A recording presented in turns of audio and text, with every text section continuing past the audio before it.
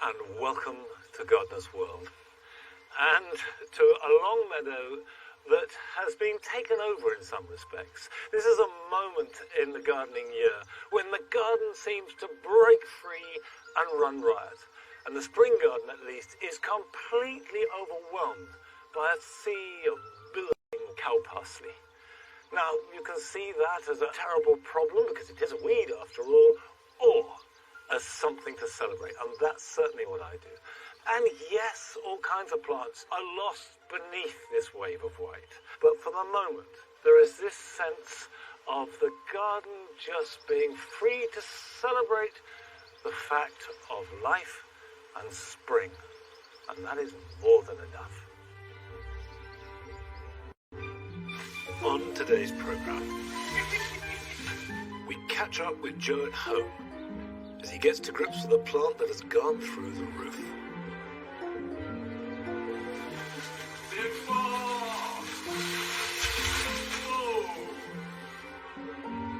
Garden historian Anthony Richmond shares one of her plant passions. Auriculas gladden my heart in the spring, especially with their cheerful, happy little faces and their colourful history. Carol gives us a cuttings masterclass. Growing more plants is such an exciting way to fill your time. It's wonderful.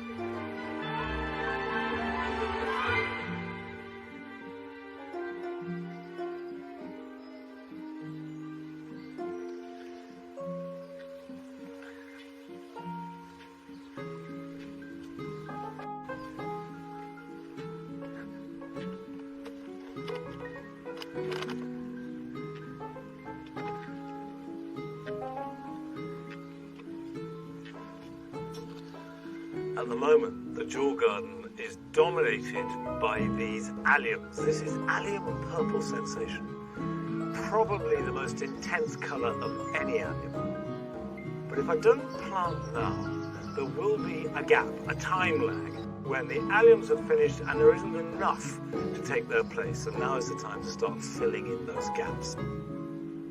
Now, I'm going to put in a canna. I would say that this is a canna that has been hardened off now for at least 2 weeks. So my feeling is it's pretty well acclimatized. But you have to be flexible. If you get a weather warning or you're further north, just be patient. Right, a little gap in here.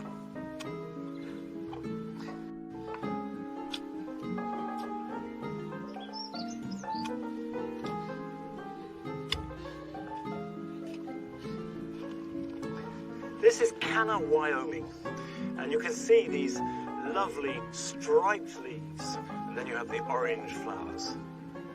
Cannas like lots of moisture and lots of goodness, so if you've got very light soil, sandy or chalky, add masses of compost, and they'll thank you for it.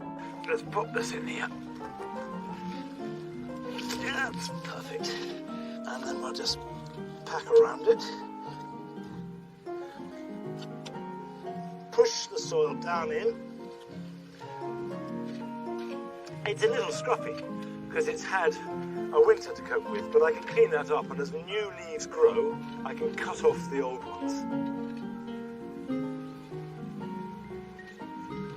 Now, I'm going to add this plant to the Jewel Garden this year, and I've never grown it in here before, although I have grown it in the vegetable garden, because this is chard. This is ruby chard, or rhubarb chard, as it's sometimes sold.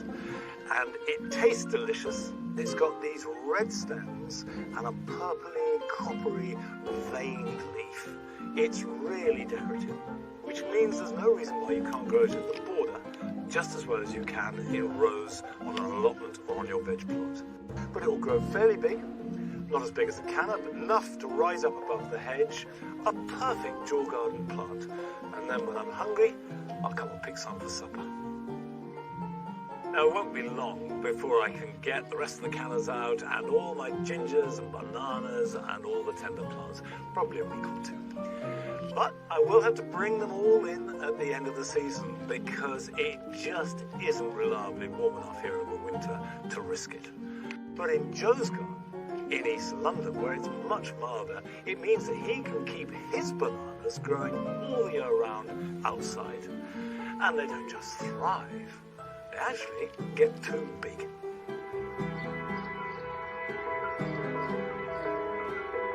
So I planted these bananas 20 years ago. It's Musa Basju, it's the hardy banana, and they are absolutely loving the little microclimate I've got in this courtyard space.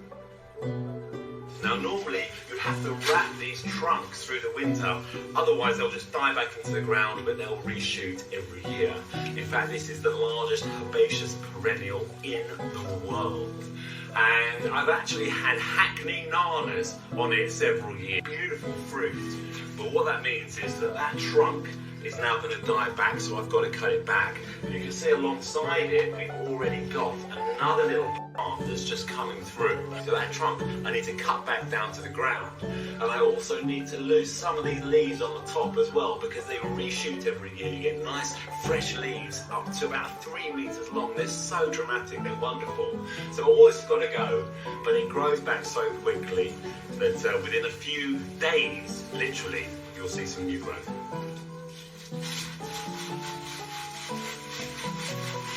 I was cut at a little angle as well, which means that they sort of slide back up a bit.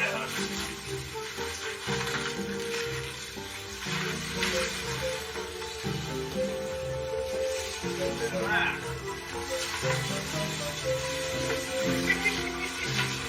This is fun. You see, this is about as fun as gardening gets, I tell you.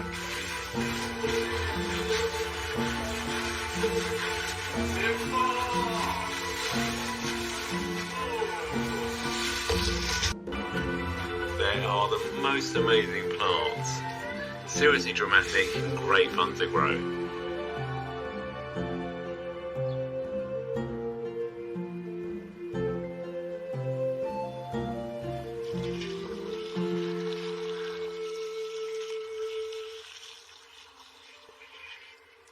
You can't really give cannas too much water, so if in doubt, give them a good soak. Same with bananas, really. And Joe is absolutely right. Bananas are a joy to grow because they are so extreme. Now, we've been asking you to send us short films of you in your garden, and we've been overwhelmed. We've had over 3,500 fantastic films, so thank you very much indeed. We'll try and show as many as we can. And our first today means going up to Burnley in Lancashire, where Amna is sharing with us the sheer joy that she gets from her garden. Hello, my name's Amna, and this is Pocket, and welcome to lovely Lancashire.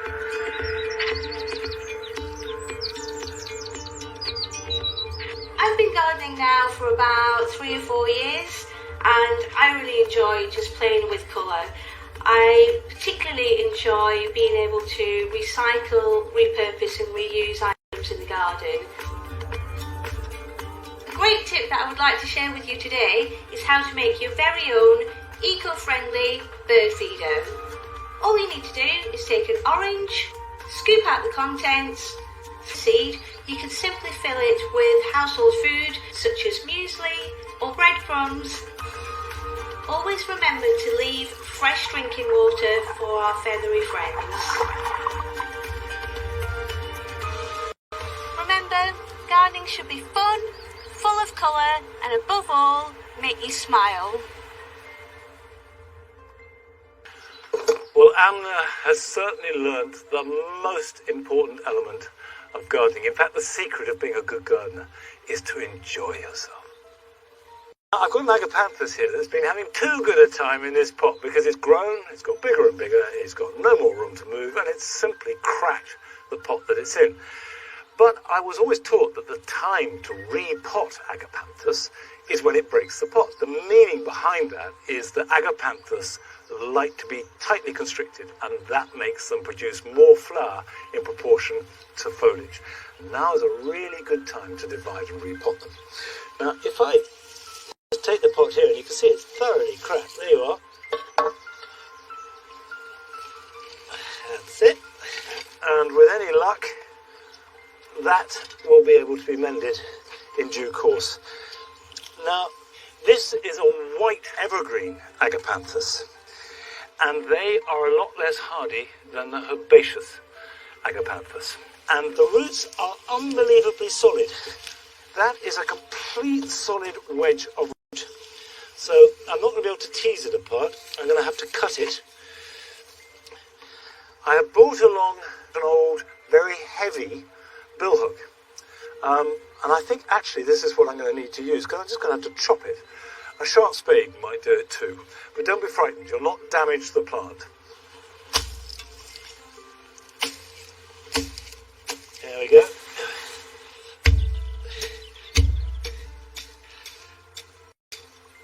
Now we can get to the sawing part. And there you go. Actually, that's worked quite well.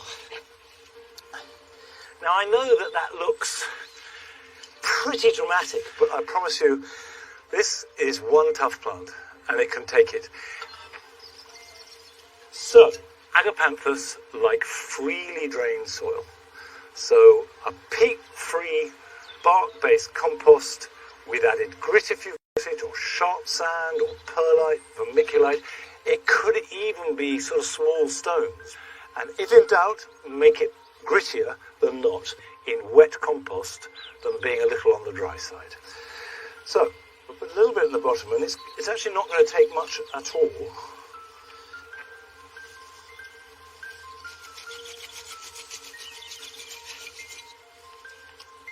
That can go in there like that, and then this one can be repositioned.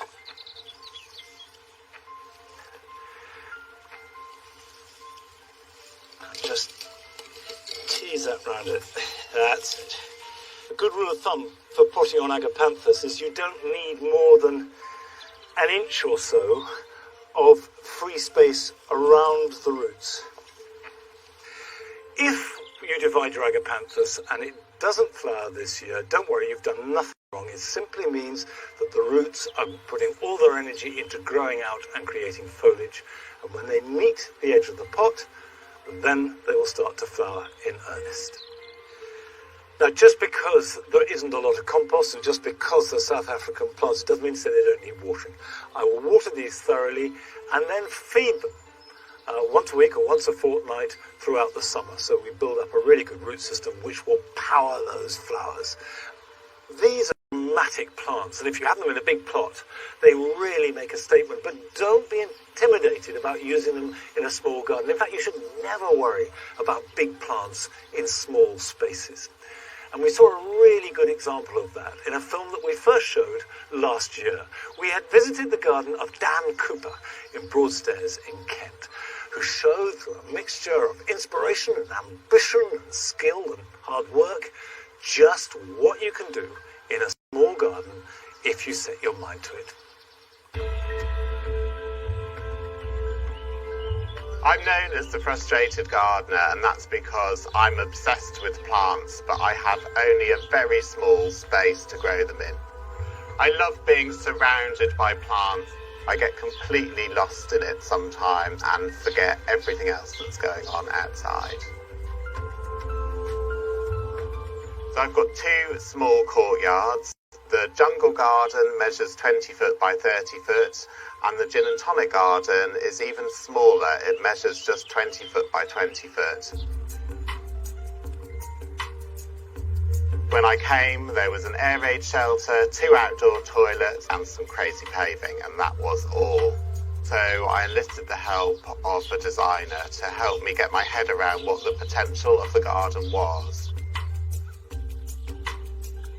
There's a raised bed that goes around the edge of the garden, and then everything else is in pots or trough of that shelter. It's ideal for tropical plants, which often grow under the canopies of much larger trees, and so they like a little bit of dappled shade.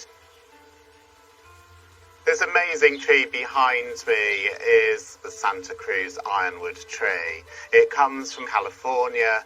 It grows on rocky north-facing Canna musifolia, which is a canna that believes it's a banana. It has huge green leaves with a flush of red, and it shoots up 10, maybe 12 feet in a season. At the end, if I'm lucky, I might get some very small red flowers. They're definitely not the main event. They're a bit of a bonus.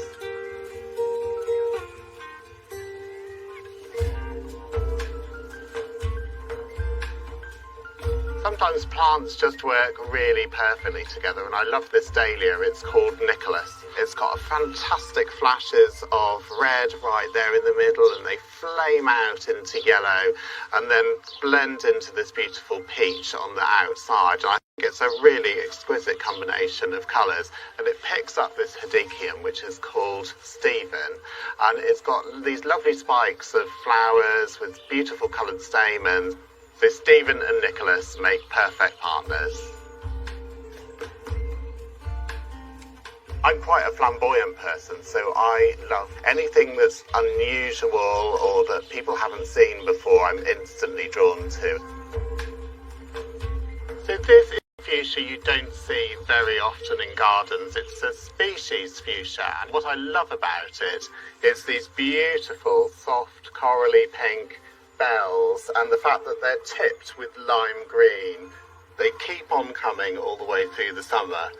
And it's not just the flowers that are beautiful here, it's also the foliage. It's lime green, and it has a little haze of grey over the top because of the little furry fibres on the surface.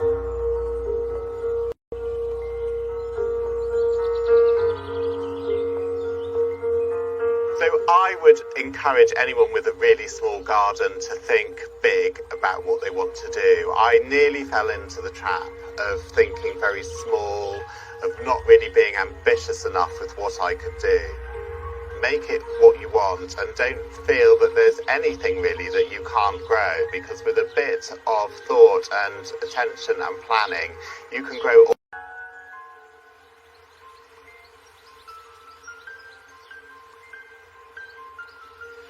I do agree with every word of that. And there's no reason to have your imagination fettered, even though your space is limited. Now, a plant that is beginning to take over the grass borders in the same way that the cow parsley has taken over the spring garden is this red campion. This will continue flowering for the rest of this month and into June, and I love it. And like cow parsley, this is a wildflower. We never planted it. It's come in, and it's welcome. Now, from one of my favourite plants of the moment to a favourite plant of the plant historian, Adverley Richmond.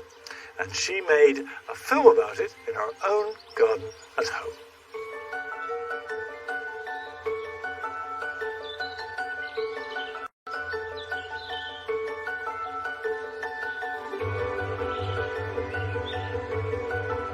As a garden historian, I love having pieces of history in my garden, like old varieties of flowers, but I also can't resist a garden feature.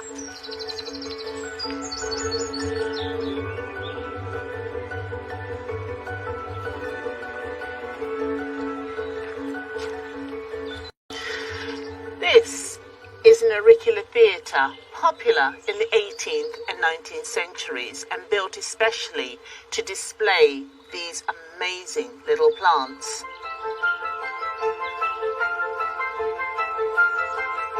Auriculas are members of the Primula family and originated in Europe from the Alps.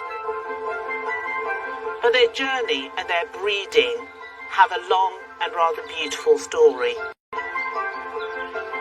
From just a few wild plants in the 1400s, collectors began to cultivate auriculas to try and get the most elaborate range of colours and patterns.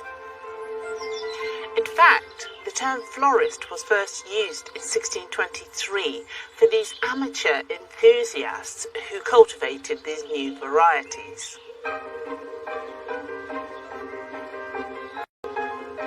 At first, this was a mainly aristocratic pursuit, as only they could afford these rare and expensive plants, and their expert gardeners. These new plants often had regal names to match, but some were more eccentric. One was named Cock. Auricular theatres enabled these little flowers to be displayed together, often at head height, making the plants easier to admire.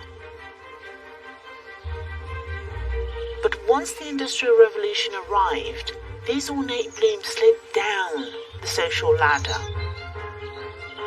They became popular with working people like weavers and miners, as they were able to grow these little plants on their windowsills, even if they didn't have a garden. New trends were evolving all the time, so doubles and stripes had been in and out of fashion. But then it became all about the edges, bright colours, frilly bits and even scent. This has an amazing fragrance. It's called Blush Baby. The majority of auriculas don't have a scent, but what I love about them is the intense colouring and the amazing detail. The trends continued with auricular leaves. Most were plain green, but some varieties were cultivated with a flowery coat and fondly known as Dusty Millers. Dusties don't like getting wet, but many weavers worked from home, a bit like we're all trying to do now, and they were able to nip out and protect them from the weather.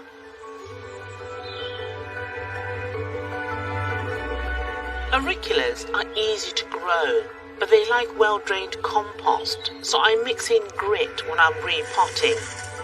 Some people use bark. And do keep them in the shade, because they'll be much happier there.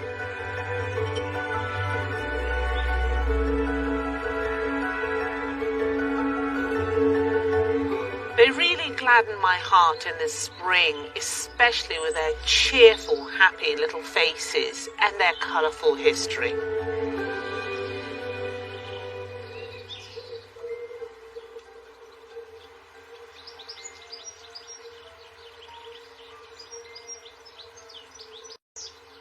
I love auriculas too, and I like the formality of the theatre, but what we have here on this table outside the potting shed is entirely in that spirit. It's a display of plants that are carefully grouped together like a flower arrangement. And we have bulbs in spring, and now the succulents have come out. I appreciate them. But whatever you use, whatever space it is, it does all stem from those auricular theatres. Now, I've got cuttings here, some dahlia cuttings from David Howard, lovely orange dahlia with a dark leaf. And I took them about 3 or 4 weeks ago. And I don't know if you can see, but the roots are starting to appear at the bottom of the pot. And you know that they're ready to move on, either if you can see the roots or you see fresh growth. Now, the thing to do is be quite careful, because the roots will be fragile and there won't be a lot of them. So I'm just going to empty the whole thing out into here, trying not to be too forceful about it. There we go. All those roots have formed. 6 new dahlias. And if I gently tease them apart, there you are. Look at that lovely root system. So I've got a pot, put some compost in, and dahlias like quite rich compost. That can go there like that, shake it down. And it's not too late to take dahlia cuttings, by the way. They won't flower much before October, but it's a very good way of making new plants for next year, and you might get some flowering out of them.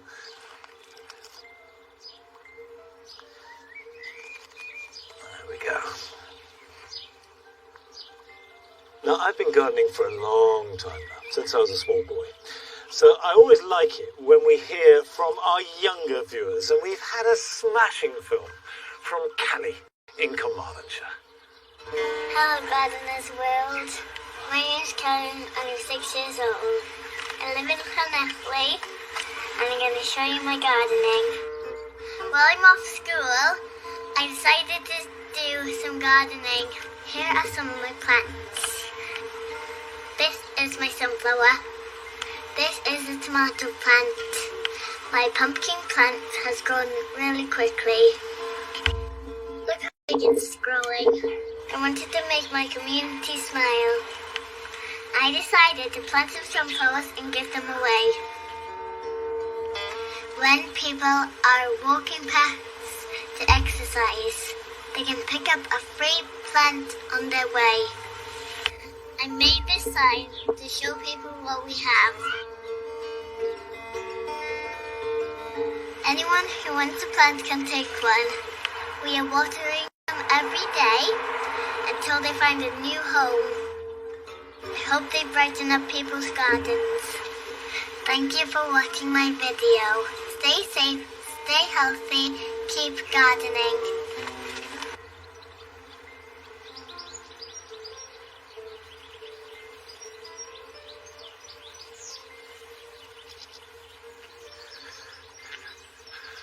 Well, Callie, those are wise words.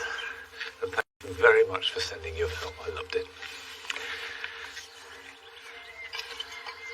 The vegetable garden here at Longmeadow is really important and always has been. Vegetables, I suppose, were my first love with gardening. But it's never the same every year. You just have to go with the weather. Also with what vegetables you want to eat. And carrots are something that are easy to grow if you get a certain few basic elements right. And the idea for carrots is to have them as part of a rotation if you can. Now, rotation of vegetables is not something to get hung up on. It's simply to avoid a build-up of diseases. And it is quite important that you don't add manure or compost to the ground that you're going to grow carrots in. And if you do find that your carrots are splitting, that's probably as a result of too recent an application of manure or compost. And the only other thing you need to worry about at all is good drainage. Carrots don't like growing in very heavy, wet soil. And rake it to a fine tilth, which basically means removing as many lumps as possible. And then you just sprinkle the seed. And actually, I like to broadcast the carrots in rows. So, effectively, the board is acting like masking tape and blocking off that area. And then you can sprinkle the carrot seed along this strip of soil at the edge. Now, I've got a variety here, which I've never grown before, called Purple Sun. And carrots originally were either sort of shades of white or purple. Now, there are not many seeds in here, which is not a bad thing, because when you're growing carrots, you want to grow them as thinly as possible. In an ideal world, they'll be spaced out about an inch or two apart. Right, so that's that one. So that's one variety, which is Purple Sun. I'll just put that there like that. And then the next one, I've got carrot mixed colours. So there will be yellow, purple, orange. And if you've got children, this is a brilliant thing to do, because enthusiasm and fun is just as important as growing a prize crop of any kind. And also, if they enjoy growing them, they're much more likely to enjoy eating them too. So for this, to keep the spacing, get another board, put it down next to it, and then flick it over.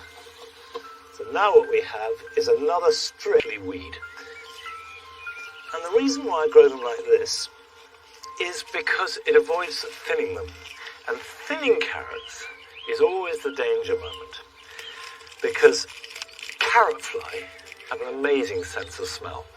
And thinning draws them to them. They lay their eggs on the surface, and then when they hatch out, the larvae eat the roots of the carrot.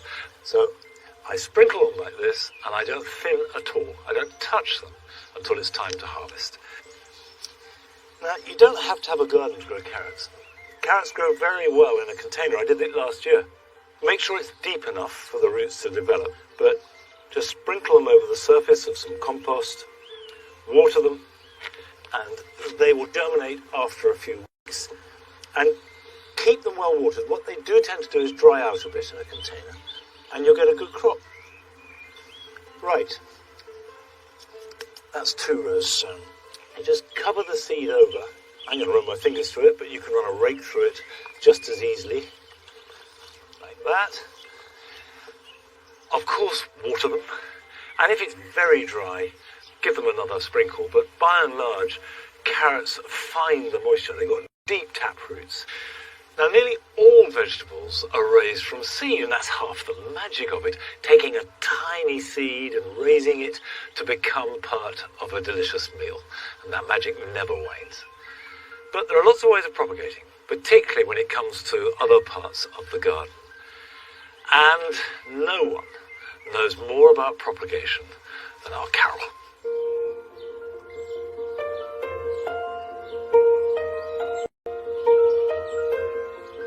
My garden at Glebe Cottage. I love it. We've been here for more than 40 years, and when we came here, it was bare. It wasn't a garden at all. So nearly everything in it has been grown from seeds, from cuttings, from divisions. I bought a fair few plants too, and I ran a nursery for 30 years, so I had to propagate lots and lots of plants myself. And I suppose propagating, making more plants for free, is at the top of everybody's minds at the moment. We've all found ourselves with much more time on our hands than we ever imagined we'd have. And growing more plants is such an exciting way to fill your time. It also teaches you all about the plants you grow. It's wonderful.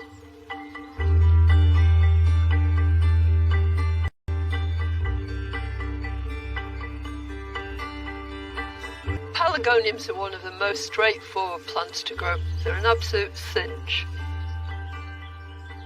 All those osteospermums were just from a few cuttings from one plant. This tray of little red salvias was taken just a few months ago. Taking cuttings guarantees you're going to get exactly the same plant as its parent, because it's a way of cloning plants. It's vegetative propagation. One of the most colourful bunch of plants are the salvias. This is a lovely pink one called Wendy's Wish, and I'm going to be propagating from that and showing you just how to take those cuttings.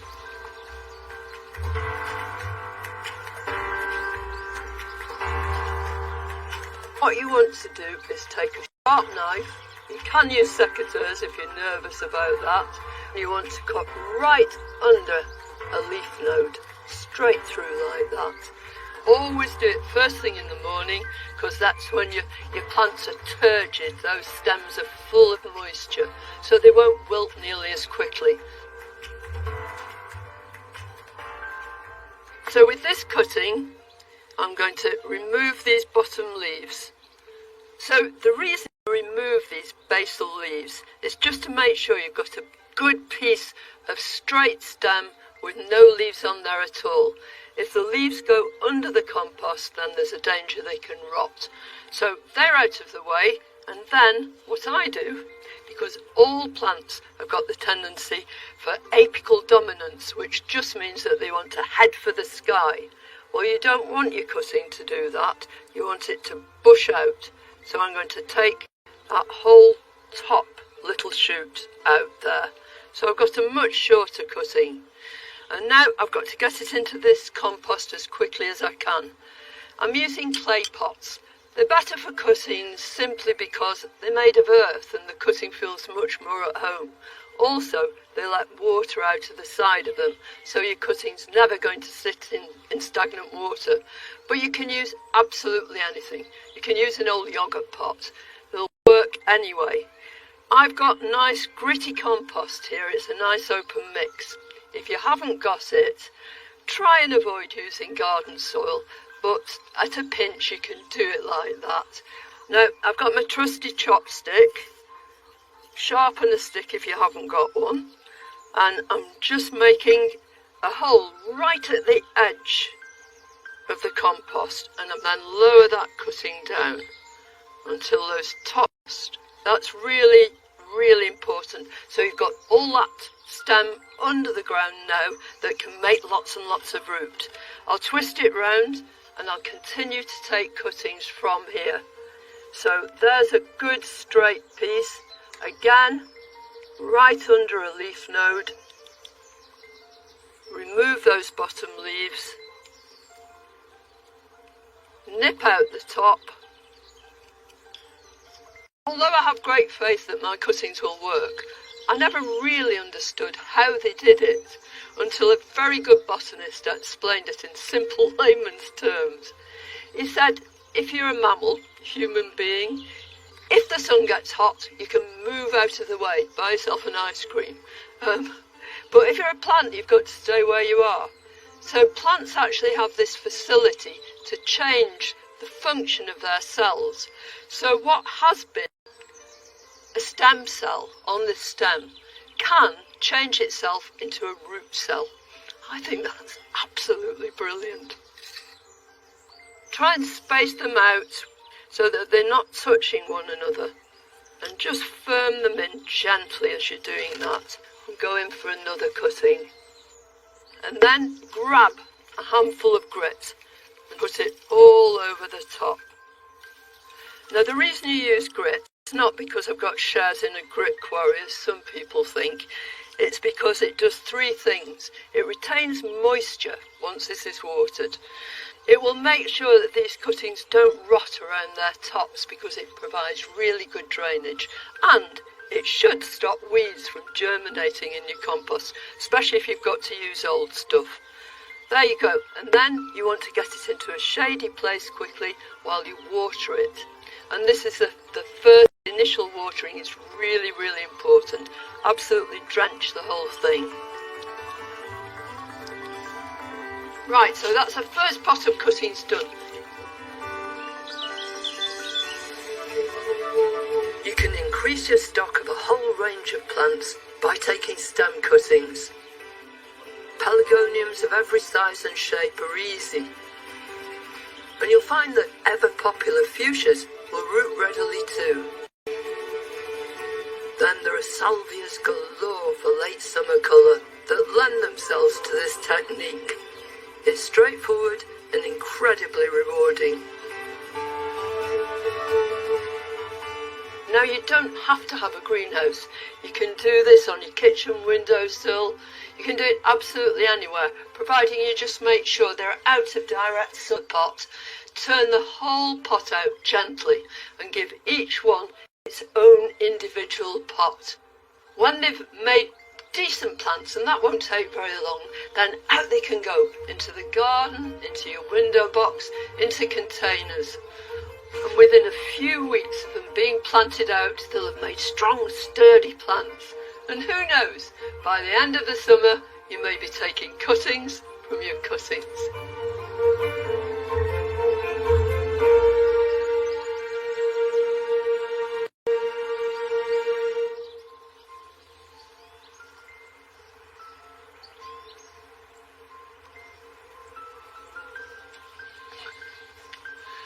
It's really good to have a masterclass showing how simple taking cuttings can be.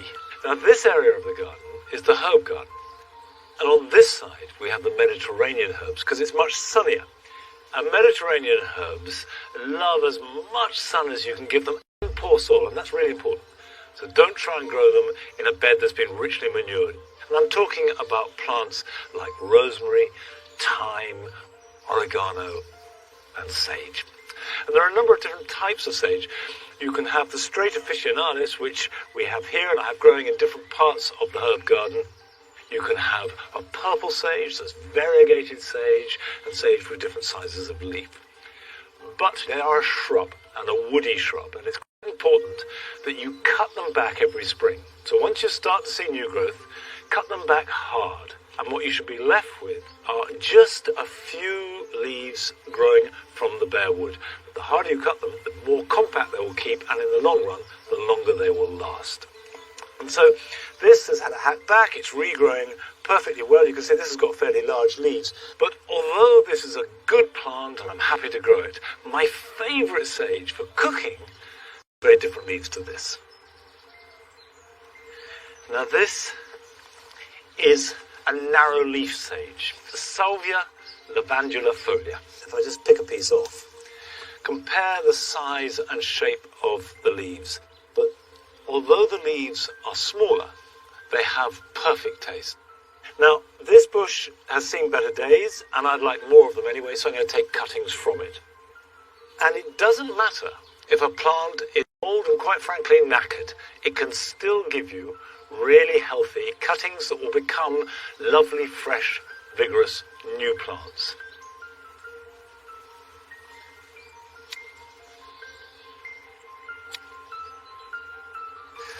Put that in the bag, close it up, that I treat this as something that can't be put off.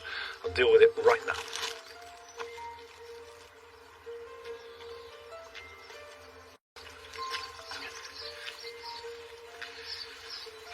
Now, I have got some terracotta pots, as Carol suggested. I also take cuttings a lot in plastic pots, and as we're all very aware of, we want to reuse plastic, so don't feel that they're not going to work. They will work just as well in plastic.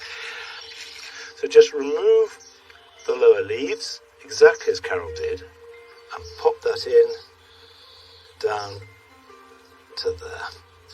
And we'll work around the edge. Now, you can cut the leaves off if there's a risk of tearing these soft stems. Pop that in there.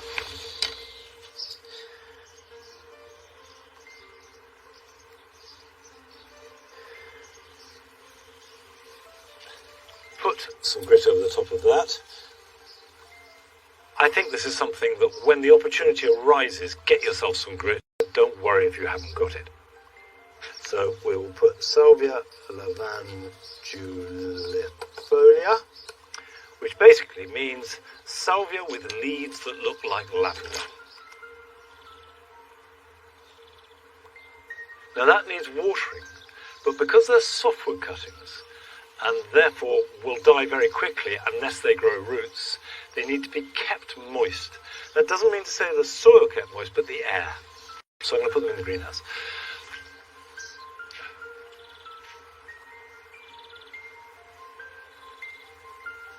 Now, if you don't have a mother plant to take cuttings from, you can still grow sage, or for that matter, any herb at all, because they grow very well from seed. And you'll find that you can buy seed of sage very easy. This tends to be the aficionados. So, a peat-free compost, and the seeds are quite big, and I probably should put my glasses on. There we are. And as ever, try and space them evenly.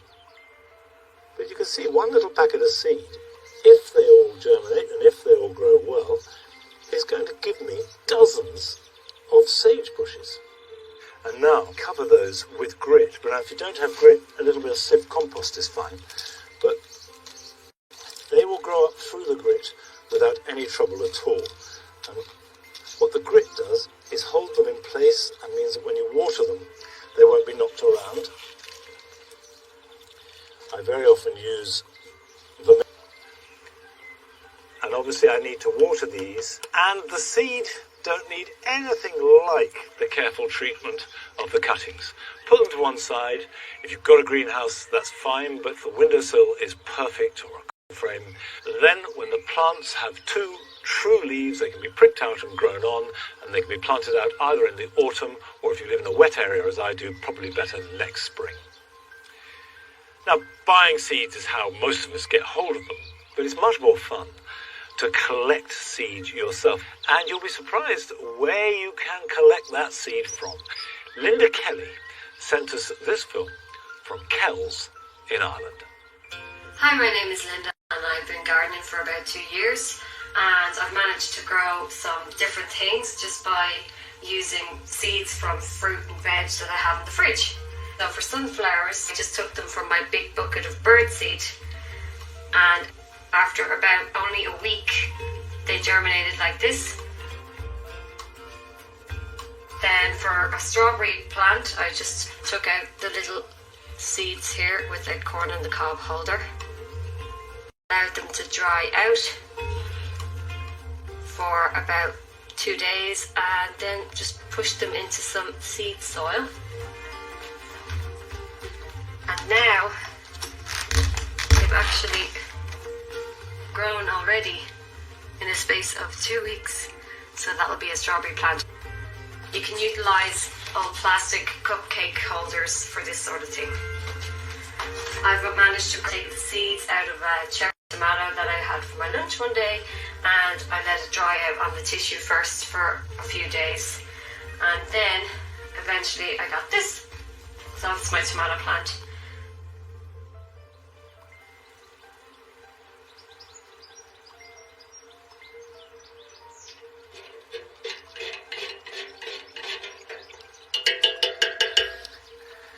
That's completely admirable. In fact, Linda, you make me feel guilty that I don't make more effort to collect seeds. But I promise I will. And thank you so much, everybody who sent their films in. We will continue showing them for as long as we can. Right, I'm mixing up seaweed feed for tulips because most, particularly if you're growing them in a container, can be helped to flower better next year by giving them a bit of feed after they've finished this year's flowers. So in this pot that's just finished, if I take off the seed heads, so the energy is all going back into the bulb, and I feed it with a seaweed feed or a tomato feed once a week until all the foliage has died back, that gives a better chance of it making bigger bulbs next year. Feeds into the bulb, and that makes next year's flower. All you have to do is just water it on.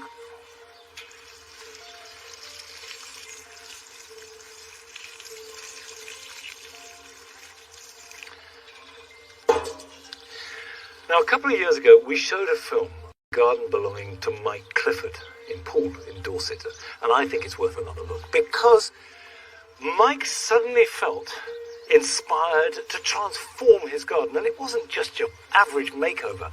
This was a change at every level with every type of plant.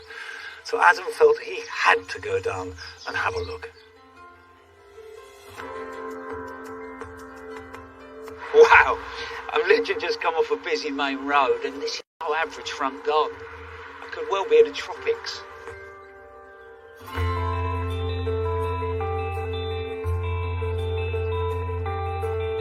The atmosphere in this garden is absolutely fantastic. You feel like you could be sort of moving through a jungle, and the planting's really dense but detailed sort of beautifully. And I'm looking around and there's plants that I recognise, but also there's so many in here that I don't. It just leaves me really wanting to find out more. The creator of this suburban paradise is Mike Clifford. It's a stunning garden, mate. How did you actually go about designing it? Well, I actually designed it one wet Sunday afternoon on a piece of paper, and I drew out the scale, and I just tried to maximise the space. So the summer house is right in the corner, we've got a potting shed behind, all the borders interlinked so you can't see where you're going. It was just trying to make the best use of space. Yeah, because actually, though it's not a big garden, you can get lost at different points as you move I often through. get lost, yeah. My wife's always searching for me down the garden.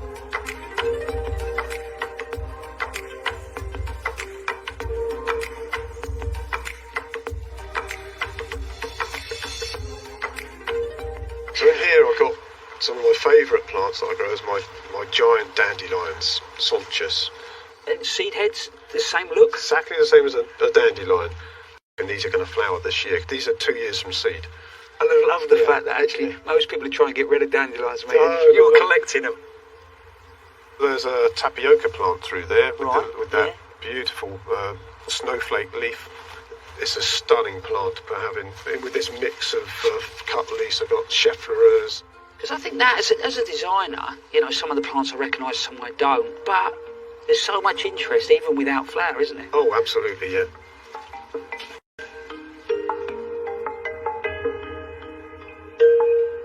An interesting plant. Brachyglottis rapanda. Wow, that's a mouthful, mate. Absolutely. Can you guess what its common name's called?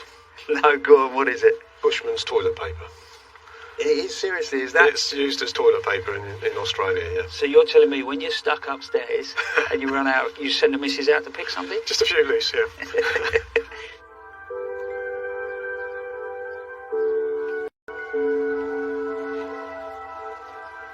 Wow.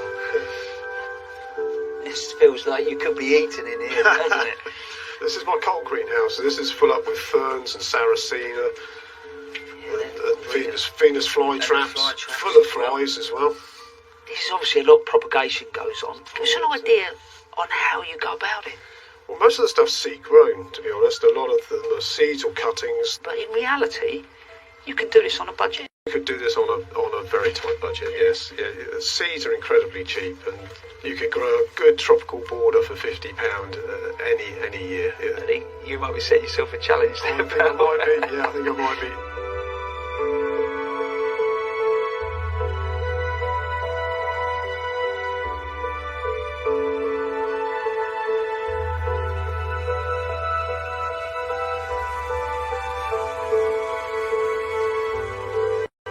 has never ceased to amaze me, and I think over the years I've learned to design them, build them and care for them. I feel a bit like a GP.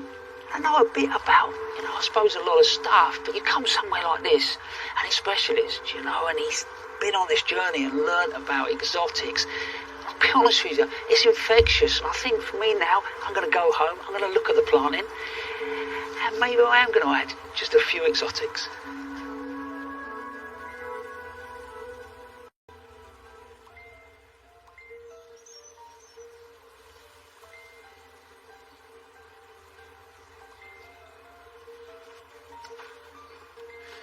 I think that exotic plants can be accommodated into any garden. You don't need to have a tropical garden or an exotic look. You can add them to your style, whether it's formal or informal, wildlife garden or whatever. It can certainly add a really fascinating depth and layer of pleasure and design. Now, I want to make some comfrey feed. To encourage flowers and fruit, you don't want a high nitrogen feed. What you want is lots of potash. A basic tomato feed does the job, but by making your own, you have unlimited supply, it's free, and nothing works better than comfrey. Now, if you've got comfrey plants, the easiest way to do it is simply cut from the base like that and chop it up, or you could just use the leaves. And by the way, even if you don't make a feed, these make a fabulous addition to any compost heap. They really help. So just take the leaves off and then fill a bucket. And by fill, I mean really pack them in till you can't get another leaf in there at all. It's what I would call half full. But when it is full or you've run out of leaves, simply take the bucket and then top it up with water and just cover the leaves. Because you're not making the final thing, you're making a concentrate. So this will be a thick brown liquid. You can see that, if I push that down, there's plenty of water in there. Now put that somewhere out of the way, because this plant has an extraordinarily high level of protein in it. And as the protein breaks down, it smells, frankly, disgusting. It is the only bad thing about comfrey feed. So, stick it around the back of a shed, forget about it for 3 weeks, and then you sieve it, and then you put that in a container, and then that's the concentrate that you use for your feed. Well, that's a little job that I do every year at this time of year. But here are some jobs that you can do this weekend.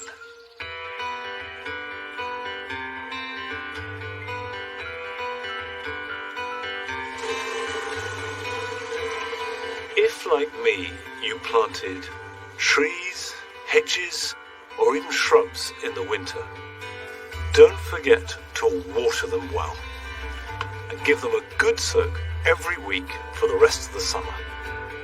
And this will set them up for life.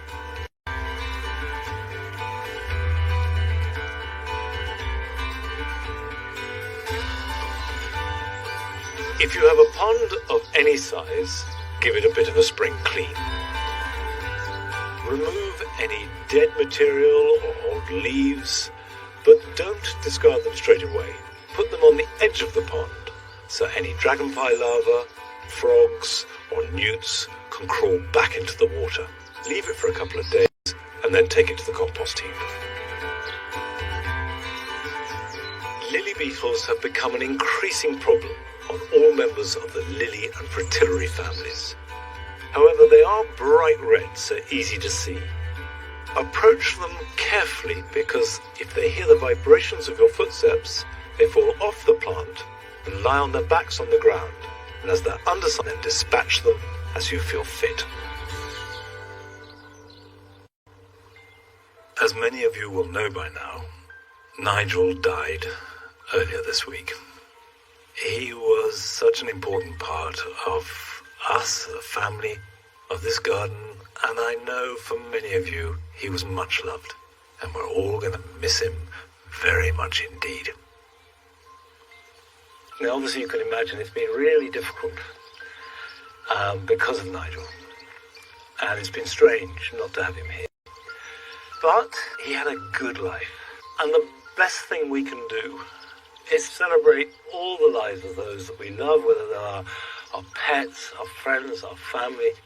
And I'm just thankful that I had 12 years of a good friend. And I'll be back here next week with Nellie, with Patty, with the garden. And I'll see you then. Bye-bye. Good boy.